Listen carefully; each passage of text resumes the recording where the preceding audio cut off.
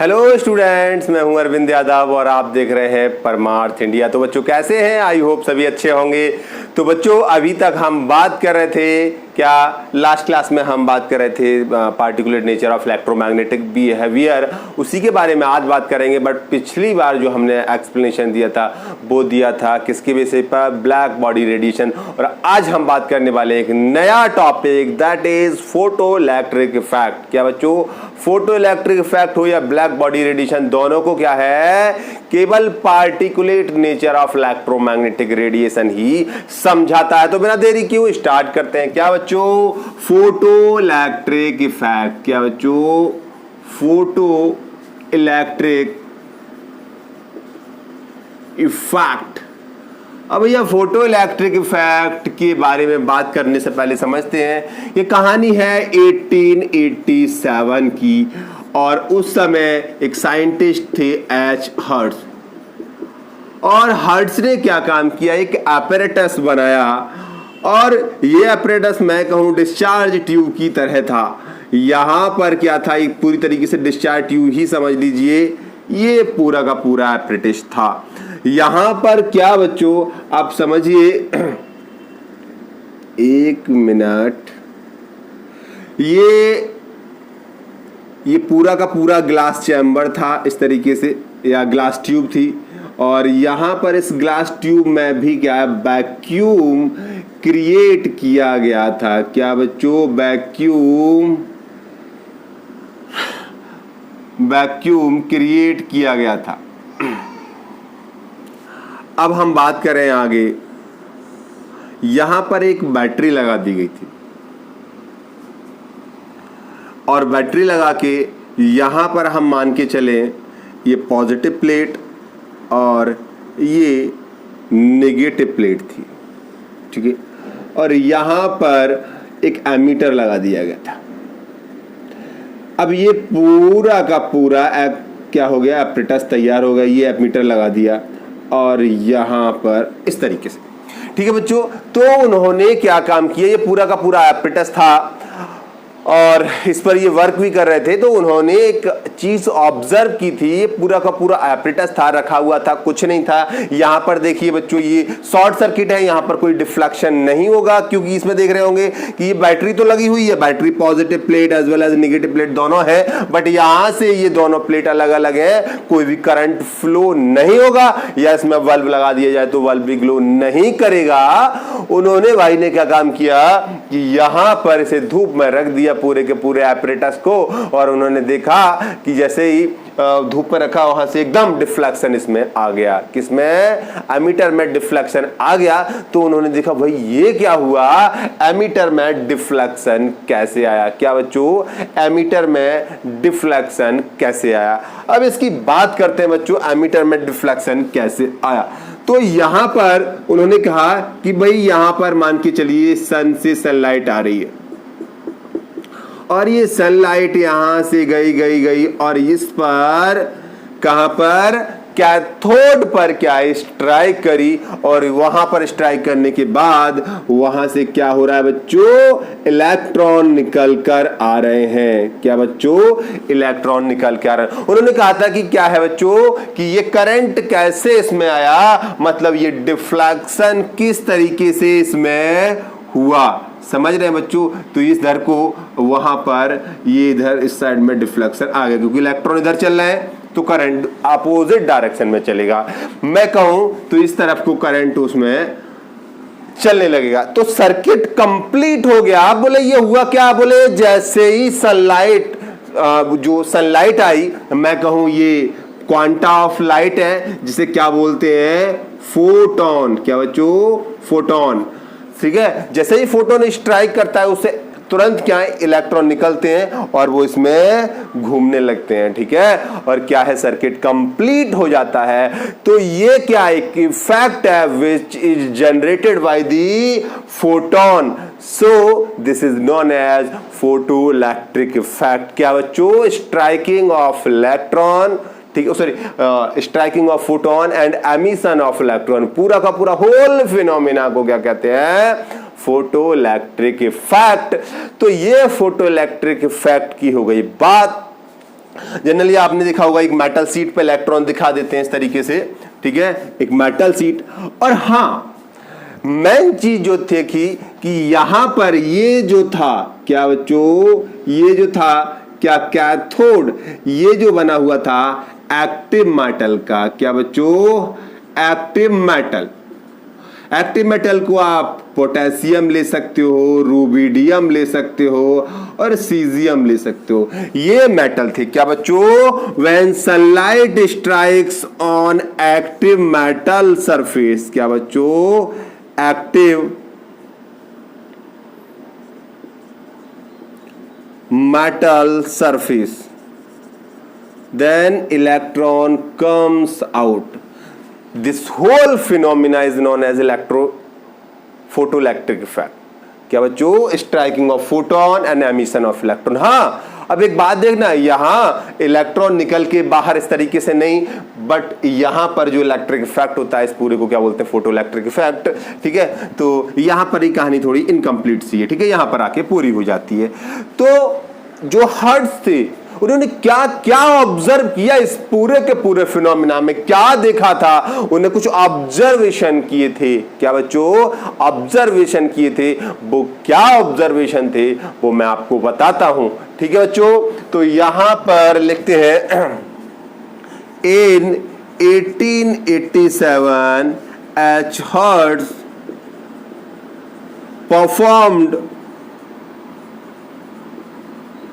performed an experiment in which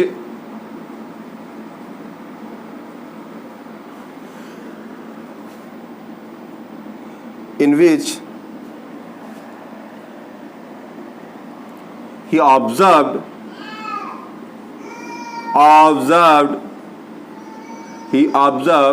that, क्या observe किया था, नंबर 1 उन्होंने ऑब्जर्व किया था, क्या बच्चों, as soon as, क्या बच्चों, as soon as photon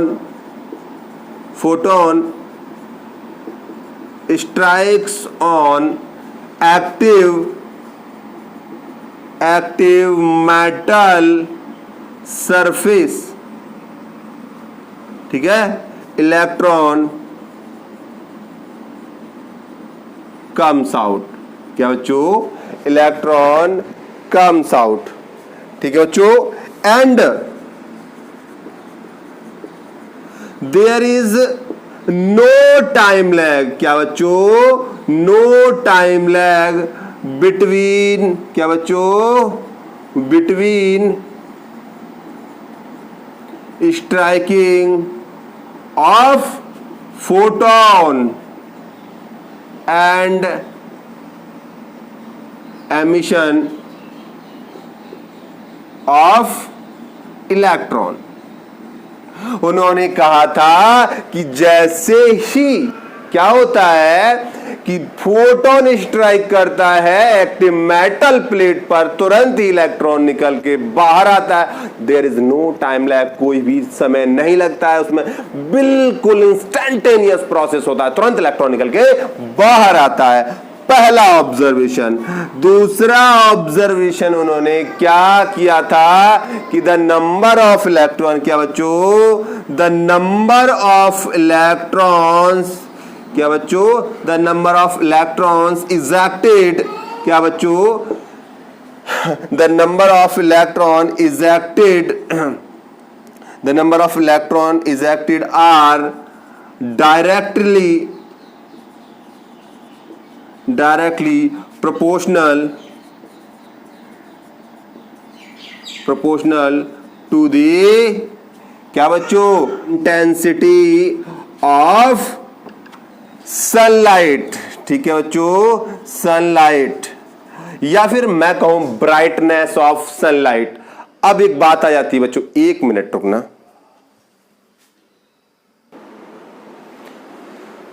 तो बच्चों यहां पर बात कर ले इंटेंसिटी ऑफ सनलाइट, ठीक है बच्चों, और ठीक है, ये होगी बच्चों इंटेंसिटी ऑफ सनलाइट, ठीक है। तो कहने का मतलब ये है, अब इंटेंसिटी की बात समझिए कि ये कोई पर यूनिट एरिया है। क्या बच्चों कि ये यूनिट एरिया है, तो अगर पर सेकंड कितनी रेडिएशन इस पर स्ट्राइक करती है वो क्या होती है इसकी इंटेंसिटी। दूसरी लैंग्वेज में समझो, भीड़ भाड़ को ही क्या बोलते हैं बच्चों, भीड़ भाड़ को क्या बोलते हैं, इंटेंसिटी। मतलब मैं कहूं जितनी ज्यादा भीड़ भाड़ होगी, मतलब जितनी ही रेडिएशन पर सेकंड ज्यादा स्ट्राइक करेंगे उतनी इंटेंसिटी ज्यादा होती है। समझ रहे ना बच्चों, कहने का मतलब क्या है, एक छोटे से एरिया में जितनी ज्यादा रेडिएशंस गिरेंगे। समझ रहे हैं, आपने देखा होगा कि क्या होता है, एक लेंस आता है, ठीक है, और जिसे क्या बोलते हैं हम, कॉन्वेक्स लेंस बोलते हैं, और वो सन रेज को क्या है सिकोड़ के छोटे से एरिया में बहुत ज्यादा क्या कर देता है, इंटेंसिटी कर देता है। बहुत सारी रेडिएशन एक छोटे से एरिया में आ जाती हैं और वो कागज को बर्न कर देती हैं। इतनी बात समझ में आ गई होगी, ठीक है। तो यहां पर क्या है बच्चों, जितनी ज्यादा यहां पर रेडिएशन पड़ेंगी उतने ज्यादा इलेक्ट्रॉन वहां से निकल के, ओके वैक्यूम की ई नहीं है, मैंने वैक्यूम में ई और लिख दिया, ठीक है, ओके। तो यहां पर क्या है, सनलाइट, ठीक है, और ब्राइटनेस भी उतनी ज्यादा होती है जितनी रेडिएशन ज्यादा होती है। तो ये वाली बात समझ में आ गई होगी। तो तीसरा पॉइंट और इंपोर्टेंट पॉइंट ये था बच्चों, क्या बच्चों, देखो यहां पर क्या बच्चों, for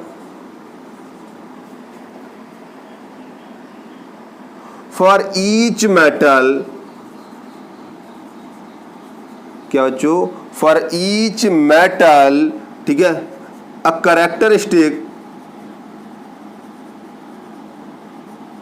characteristic frequency is required, ठीक है, below which photo इलेक्ट्रिक, ठीक है, photo electric effect is not observed, ठीक है, दिस इज नोन एज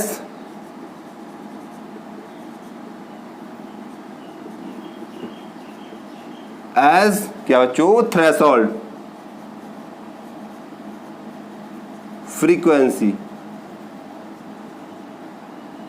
और थ्रेशोल्ड फ्रीक्वेंसी को या न्यू नॉट से रिप्रेजेंट किया बच्चों, किससे, न्यू नॉट से। समझ रहे हो बच्चों, इसे न्यू नॉट से हमने रिप्रेजेंट किया। इतनी बात समझ में आ गई थी, फ्रीक्वेंसी को न्यू से और इसे हमने न्यू नॉट से क्या है मतलब रिप्रेजेंट किया, ठीक है बच्चों। इतनी बात आप समझ गए होंगे। अब आगे इस पूरे के पूरे फिनोमेना को समझिए। ये सारे के सारे ऑब्जर्वेशन उन्होंने किए थे। ये कोई भी इस ऑब्जर्वेशन को वो क्लासिकल मैकेनिज्म या क्लासिकल मैकेनिक्स या क्लासिकल फिजिक्स के अकॉर्डिंग नहीं समझा पा रहे। तो बच्चों यहां पर क्या है, आप समझिए कि इन पॉइंट को मैं वन बाय वन समझाता हूं। पहला पॉइंट क्या था बच्चों, कि क्या है बच्चों, कि जहां यहां पर photon strikes on active metal surface, electron तुरंत निकलते हैं। ये बात तो सही है, चल ठीक है, मान ली। दूसरी बात मान ली कि जितने ज्यादा फोटोन स्ट्राइक करेंगे उतने ज्यादा इलेक्ट्रॉन निकलेंगे। दूसरी बात भी हमने मान ली। बट यह तीसरी बात क्या कहते हैं बच्चों, कि for each electron characteristic, sorry for each metal, बोले हर एक मेटल के लिए कैरेक्टरिस्टिक फ्रीक्वेंसी होती है, जिसे क्या बोलते हैं हम, थ्रेशोल्ड फ्रीक्वेंसी बोलते हैं। below which photoelectric effect is not observed, this is known as threshold frequency, ठीक है। बोले एक मिनिमम फ्रीक्वेंसी होती है जिसे हम क्या बोलते हैं, थ्रेशोल्ड फ्रीक्वेंसी। इससे नीचे क्या होगा, फोटो इलेक्ट्रिक इफेक्ट नहीं होगा। अब एक बात समझिए बच्चों, होता क्या है दरअसल, जैसे ही कोई इलेक्ट्रॉन यहां पर, सॉरी जैसे ही कोई फोटोन स्ट्राइक करता है, ठीक है, और अगर मान के चलिए, ठीक है, उस फोटोन की एनर्जी, क्या बच्चों, उस फोटोन की सॉरी एनर्जी कहिए या फिर मैं कहूं फ्रीक्वेंसी कहिए, ठीक है, फ्रीक्वेंसी न्यू है, और अगर वो फ्रीक्वेंसी न्यू नॉट से कम है, क्या बच्चों, न्यू नॉट से कम है, न्यू नॉट मतलब थ्रेशोल्ड फ्रीक्वेंसी, जो मिनिमम रिक्वायर्ड फ्रीक्वेंसी होती है, तो फोटो इलेक्ट्रिक इफेक्ट नहीं होगा। एक बात बताइए बच्चों, कि अगर अगर रेडिएशंस क्या है वेव की फॉर्म में चलती हैं, भैया हमने मान लिया पहले आई एक वेव, ठीक है, पहले एनर्जी स्टोर हो गई, फिर दूसरी आई, दूसरी स्टोर हो गई। मान के चलिए कि अगर ये फ्रीक्वेंसी है, ठीक है, थ्रेशोल्ड फ्रीक्वेंसी की वैल्यू कुछ ज्यादा है, ठीक है, माना ये जो फ्रीक्वेंसी फोटोन की है वो थोड़ी कम है, बट अब थोड़ी देर बाद तो इलेक्ट्रॉन निकल जाना चाहिए ना, एकदम नहीं निकलेगा, थोड़ी देर बाद तो निकल जाए, पहली रेडिएशन आई फिर दूसरी आई, बोले ऐसा नहीं होता है, ठीक है। तो ये तब एक्सप्लेन हो पाई बात कि ये क्या होता है, पार्टिकुलेट नेचर होता है इलेक्ट्रोमैग्नेटिक रेडिएशन का, इलेक्ट्रोमैग्नेटिक रेडिएशन का या सनलाइट का। और सनलाइट क्या है, जैसे ही स्ट्राइक करती है, क्या बच्चों, जैसे ही स्ट्राइक करती है तुरंत इलेक्ट्रॉन निकलेगा, क्या बच्चों, अगर वो क्या है उसकी जो फ्रीक्वेंसी है, क्या बच्चों, उससे मैच कर रही है, उसके बराबर है तो तुरंत निकलेगा, अदरवाइज इलेक्ट्रॉन नहीं निकलेगा। ऐसा नहीं है कि एनर्जी स्टोर होती रही और फिर बाद में इलेक्ट्रॉन निकल गया, या निकलेगा तुरंत निकलेगा या फिर नहीं निकलेगा। वो मिनिमम फ्रीक्वेंसी है आपके पास तो इलेक्ट्रॉन निकलेगा, अदरवाइज नहीं निकलेगा। अब एक काम करिए, इसे नोट कर लीजिए, फिर उसके बाद अब आगे की कहानी आगे बात करते हैं। हाँ तो बच्चों आपने नोट कर लिया होगा। अब बात समझिए बच्चों, अब इसे इरेज करने से पहले एक बात समझिए। मैंने अभी बताया था कि अगर हर एक मेटल की एक मिनिमम फ्रीक्वेंसी होती है और हम इसे न्यू नॉट से रिप्रेजेंट कर रहे हैं, इसे क्या बोलते हैं, थ्रेशोल्ड फ्रीक्वेंसी।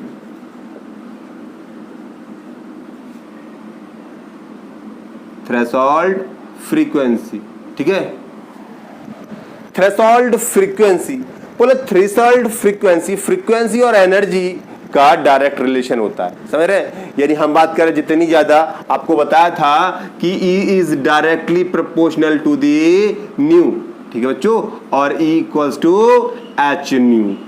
तो या फिर मैं कहूं एक मिनिमम एनर्जी होती है हर एक मेटल की, क्या बच्चों, एक मिनिमम एनर्जी होती है, उस मिनिमम एनर्जी को क्या बोलते हैं, थ्रेशोल्ड एनर्जी भी बोल सकते हैं। या फिर मैं कहूं दूसरा नाम होता है इसका क्या, वर्क फंक्शन, क्या बच्चों, वर्क फंक्शन, ठीक है, इसे W नॉट से भी रिप्रेजेंट करते हैं। तो अब मैं बताऊं इन सारी चीजों को बाद में आइंस्टाइन ने इस पे बहुत वर्क किया था, काफी वर्क किया था इस पे, पूरा का पूरा आइंस्टाइन ने सारी चीजों को बाद में बताया आके कैसे कैसे क्या होता है, बहुत एक्सपेरिमेंट किए थे इसके ऊपर, ठीक है।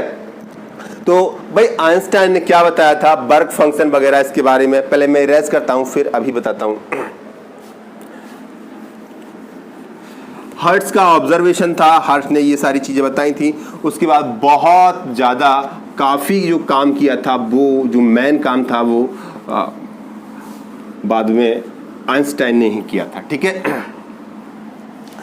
तो अब ये देखिए,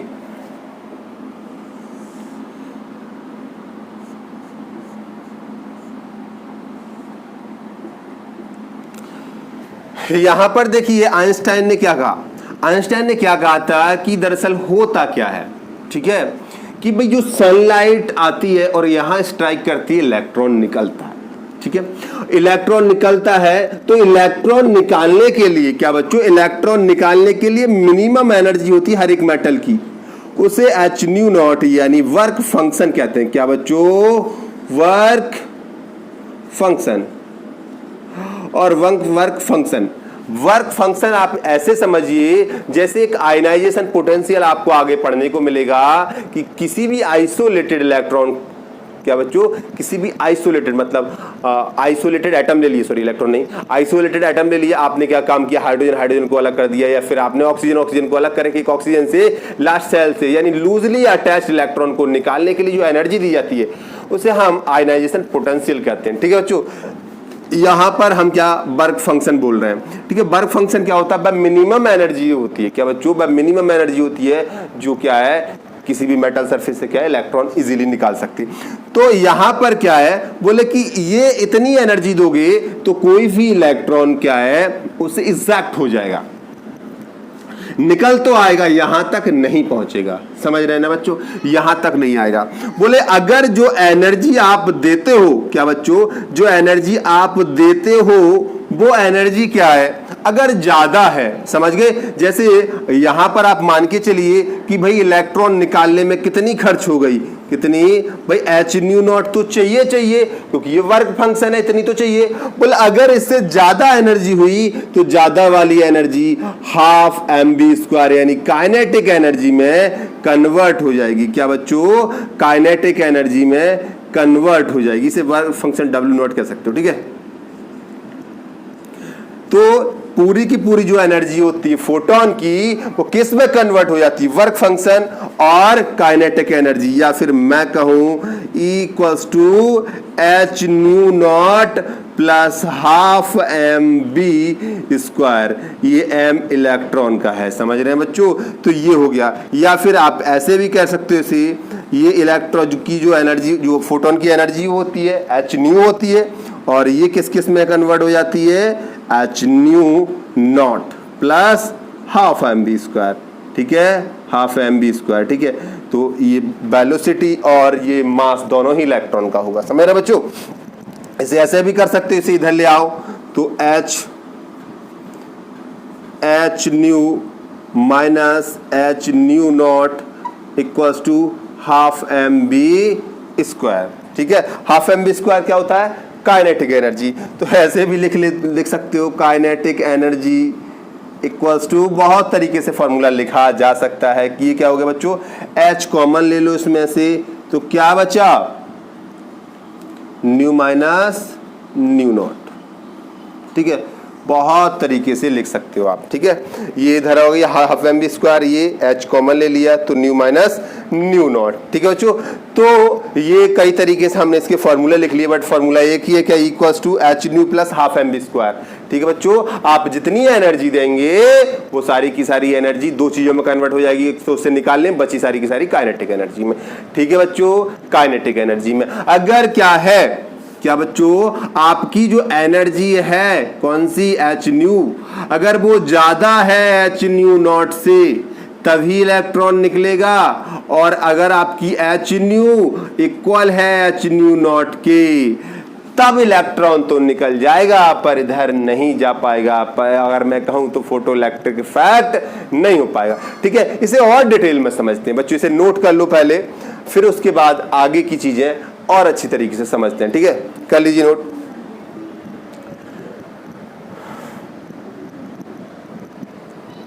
ओके बच्चों, इतनी बात आपके समझ में आ गई होगी, ठीक है।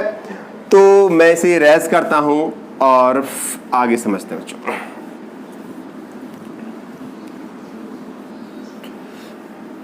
अब बात करते हैं बच्चों, रिलेशन की बात करते हैं। क्या? Relation of intensity. क्या बच्चों? इंटेंसिटी एंड फ्रीक्वेंसी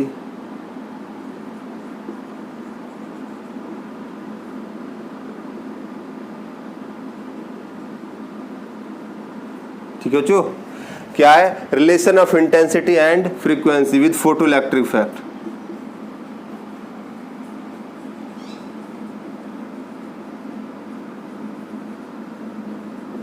अब यहां पर इंटेंसिटी और इसका रिलेशन देखते हैं। आप ये बात देखिए, इंटेंसिटी बढ़ाएंगे तो भीड़ भाड़ बढ़ेगी, नंबर ऑफ फोटोन स्ट्राइक ज्यादा करेंगे, ज्यादा स्ट्राइक करेंगे तो ज्यादा एटम से टकराएंगे, ज्यादा एटम से टकराएंगे तो ज्यादा इलेक्ट्रॉन निकल के आएंगे, और ज्यादा इलेक्ट्रॉन निकल के आएंगे तो यहां पर करंट बढ़ेगी। यानी मैं कहूं on increasing intensity current increases. क्या बच्चों? करंट इंक्रीजेस, ठीक है। मैंने लिख दिया फोटो इलेक्ट्रिक इफेक्ट से रिलेशन, ठीक है। अगर आप क्या है यहां लिख सकते हैं, क्या बच्चों? On increasing intensity of light, ठीक है, करंट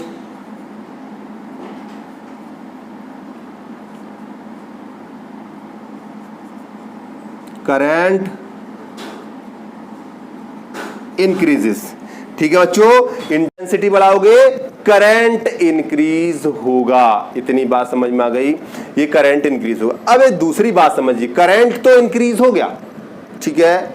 अब मुझे ये बताइए कि अगर मैंने फ्रीक्वेंसी बढ़ा दी, क्या न्यू बढ़ा दिया, तो क्या होगा? बोले जैसे ही आप न्यू बढ़ाओगे तो आप एनर्जी बढ़ा रहे हो, नंबर ऑफ फोटोन नहीं बढ़ा रहे हो। आप क्या है, जोर से धक्का मार रहे हो, बस कुछ ना। इलेक्ट्रॉन तेजी से स्ट्राइक करेगा और फोटोन तेजी से स्ट्राइक करेगा, इलेक्ट्रॉन तेजी से निकल के आएगा। अगर मैं बात करूं क्या कि अगर फ्रीक्वेंसी बढ़ाओगे तो काइनेटिक एनर्जी इंक्रीज होती है। क्या बच्चों? पॉइंट नंबर 2 क्या बच्चों? on increasing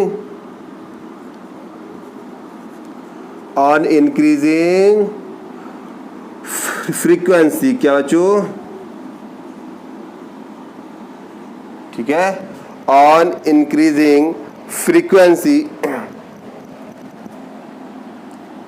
kinetic energy of electron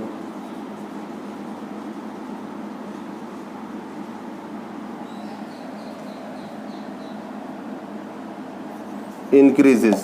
ठीक है, तो भैया क्या होगा, यहां पर इलेक्ट्रॉन की काइनेटिक एनर्जी इंक्रीज हो जाएगी। इतनी बात समझ में आ गई। ये यहां पर अब एक चीज और देखिए, यहां पर एक बात आ जाती है, बोले अगर ये बैटरी स्ट्रॉन्ग कर दी जाए, नहीं नहीं नहीं नहीं नहीं, नहीं। अगर इसके बीच जो फील्ड होगा ना भाई, अगर मैं कहूं दोनों प्लेटें हैं, आपने बैटरी लगाई है, तो इसके बीच एक इलेक्ट्रिक फील्ड जनरेट हुआ होगा या नहीं हुआ होगा? बोले अगर इसके अक्रॉस पोटेंशियल डिफरेंस बढ़ा दें तो क्या होगा? What happens when potential difference increases between the plate? भैया पोटेंशियल डिफरेंस बढ़ाओगे तो क्या होगा? जैसे ही फोटोन स्ट्राइक करेगा तो बेचारे जो कुछ इलेक्ट्रॉन यहां तक ना पहुंच पा रहे थे, यहीं पट से गिर रहे थे, उन्हें भी प्लेट खींच लेगी। ओए बाबू इधर आ जा, समझ रहा है? तो क्या है, करंट बढ़ जाएगी। बोले और बढ़ा दे तो, बोले जो यहां पर भी गिर रहा था वो भी खिंच के आ जाएगा। बताया था ना कि जो ऊपर से फोटोन आ रहा है सनलाइट से, वो दो चीज में डिवाइड हो गया। आधी एनर्जी तो किसमें चली गई थी, यहां पर थ्रेशोल्ड फ्रीक्वेंसी, थ्रेशोल्ड एनर्जी, उसके बाद यानी वर्क फंक्शन, और जो बची वो काइनेटिक एनर्जी। भाई काइनेटिक एनर्जी अगर इतनी है यहां तक आने की तो ठीक है, और भाई बहुत कम है तो कुछ यहीं गिर रहे होंगे, बोल कुछ निकल के पट से गिर रहे होंगे।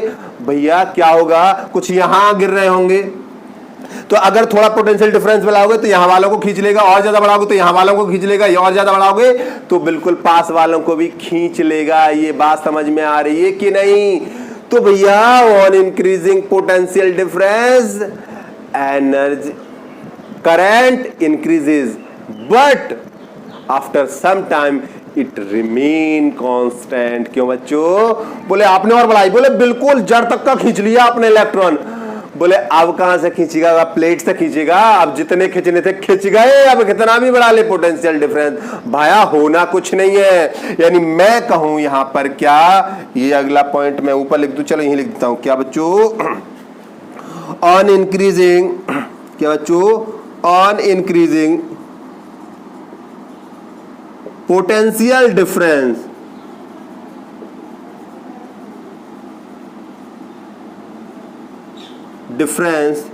between plates मतलब इलेक्ट्रोड, ठीक है, प्लेट्स, ठीक है। फर्स्ट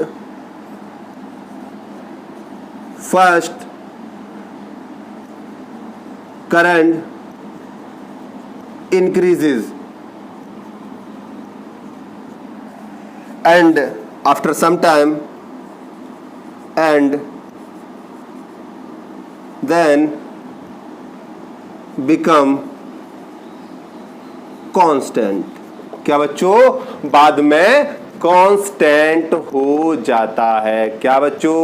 कांस्टेंट हो जाता है। तो पहले तो क्या होगा कि वहां पर तेजी से क्या होगा, एकदम करंट बढ़ेगा, फिर क्या होगा, कांस्टेंट हो जाएगा। तो ये थी कहानी क्या, फोटो इलेक्ट्रिक इफेक्ट की। आई होप इतना ही सब है, बस क्या याद रखना है, थ्रेशोल्ड एनर्जी है, थ्रेशोल्ड फ्रीक्वेंसी, थ्रेशोल्ड एनर्जी क्या बोलते हैं, वर्क फंक्शन। ठीक है, वर्क फंक्शन मतलब minimum energy required to remove a loosely attached electron. भैया जो लूजली होगा लगा हुआ वही तो जल्दी निकलेगा, समझ रहे बच्चों।